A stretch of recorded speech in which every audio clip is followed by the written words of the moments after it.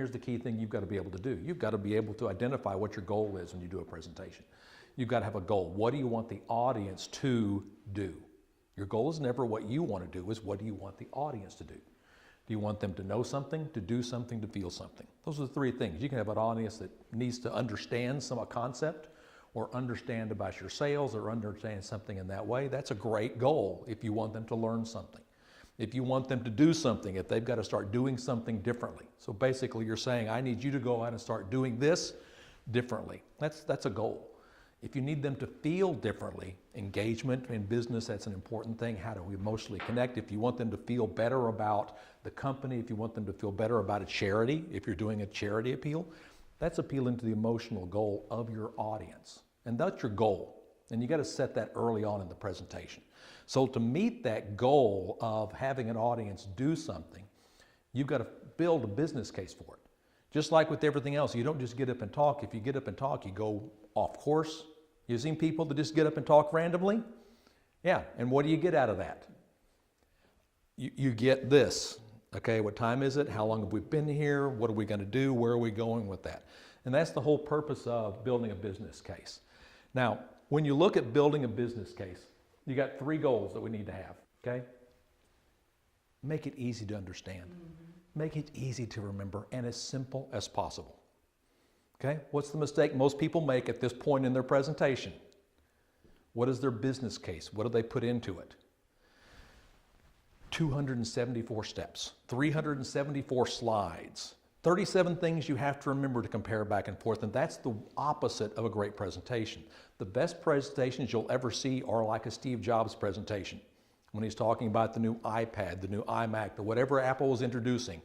Simple. He broke it down into here's what you get, here's what it looks like, here's what it'll do for you. And that was the key to what made that effective. So we're going to talk about for you how to build that business case.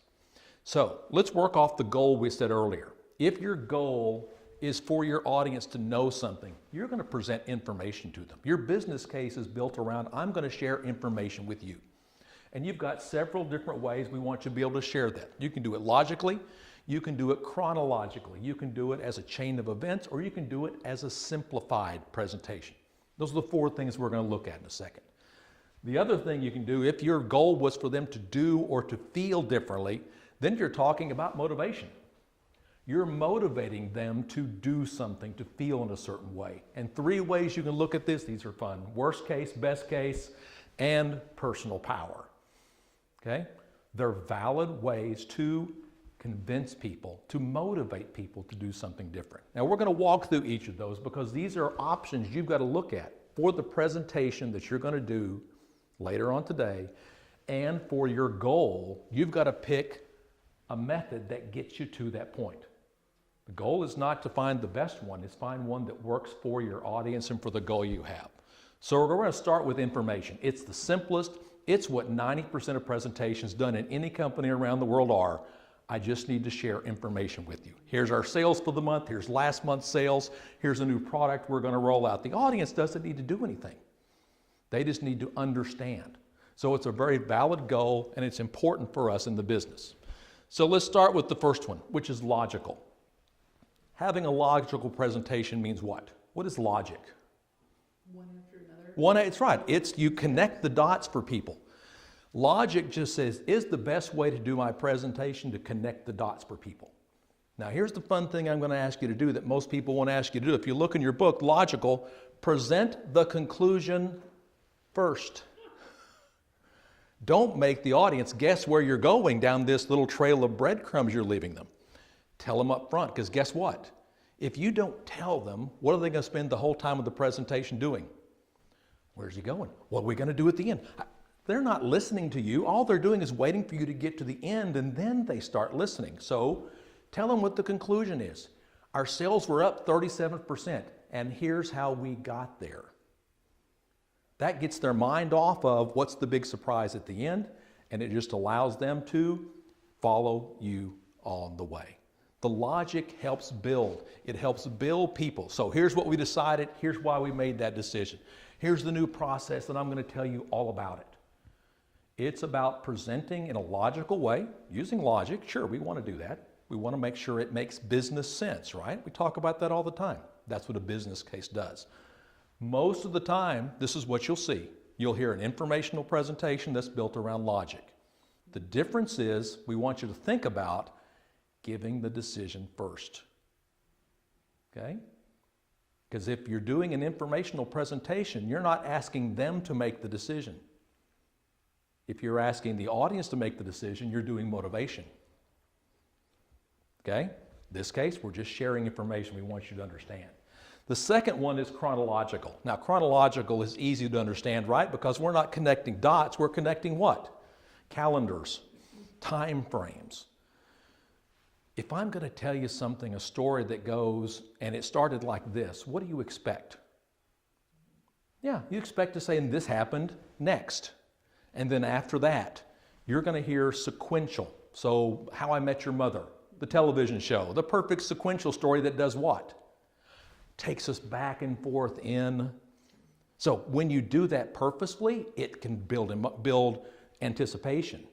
But most of the time you're going to say this starts here and it goes from here and to here to here, because that's the way our brains work. Our brains expect to connect the dots.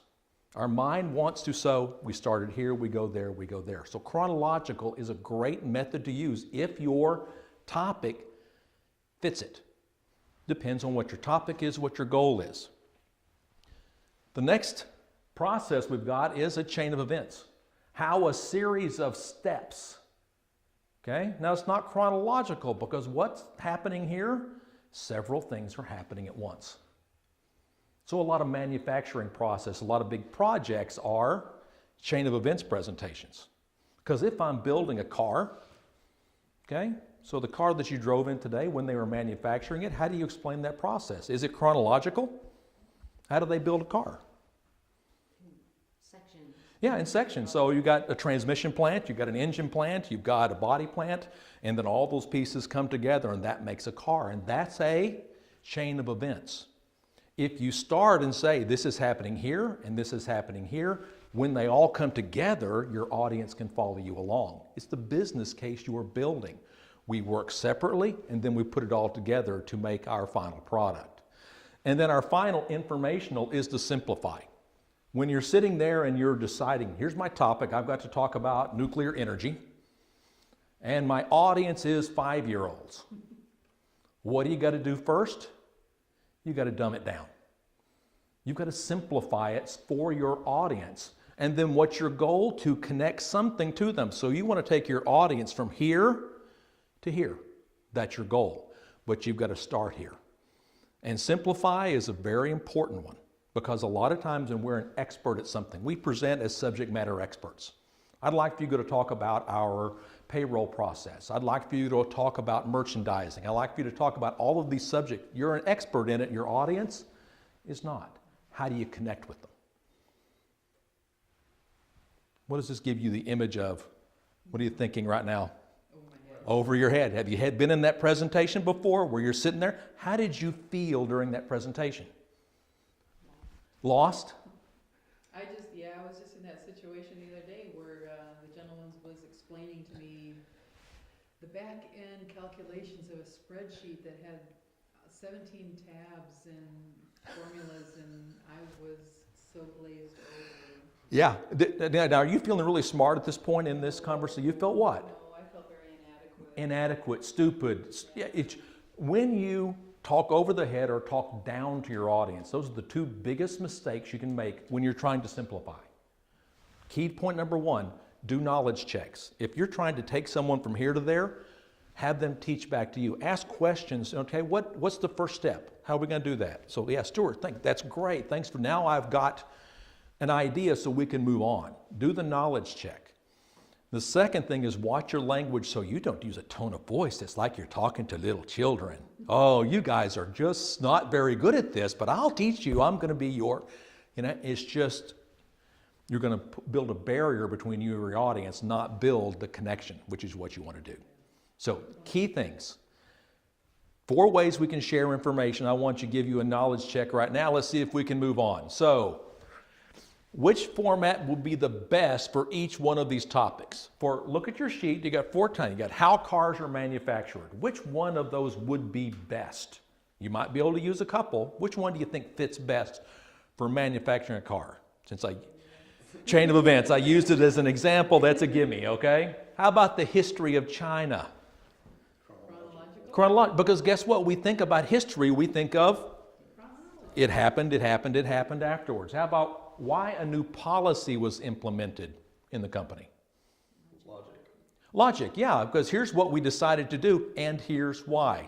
Now, this kind of gives you the process of elimination for the last one, but the effect of the global economy on shareholder return on investment, what format do you think might work best? If you were qualified to facilitate on that, yeah, you're going to simplify it. You're going to break it down.